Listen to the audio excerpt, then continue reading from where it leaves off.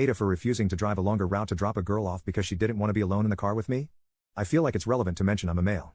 This situation involves me and 3 other people. Let's call them Joe, Sandra, and Amy. I'm good friends with Joe, we've been friends since we were kids. I know Sandra through Joe and the 3 of us hang out regularly. Last week, Sandra invited her friend Amy to hang out with us. Amy and Sandra are good friends and she's met Joe before. It was my first time meeting her.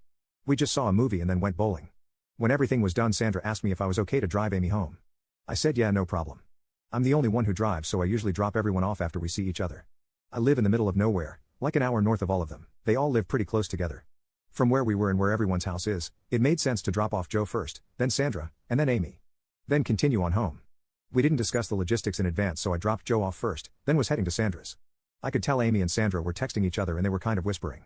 I had a feeling they were talking about me, but I didn't know for sure until Sandra just pointed out I made a wrong turn and Amy's house was the other way. I explained it made more sense to drop Sandra off first, then Amy. It was only at this point Amy mentioned she didn't want to be alone in the car with me.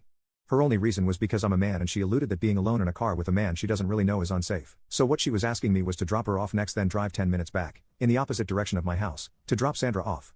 Then another 10 minutes, back the exact same way I just came from, passing Amy's house again, in order to get home. My drive home is already an hour from town, so I said no.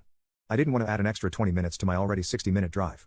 They were both really pressuring me and trying to guilt me into just doing it, but I kept saying no. It was such an awkward car ride because they just didn't give up. Amy just got out of the car at Sandra's house. She kind of slammed the door all aggressively, which pissed me off a little. I just drove straight home afterwards. Joe called me the next day and heard what happened. He felt like I should have just done it, but I feel like their ask was unreasonable. I'm not going to go way out of my way to do a favor for someone who just thinks I'm some messed up abuser or something. Anyways, just looking for opinions on whether or not I'm the asshole here.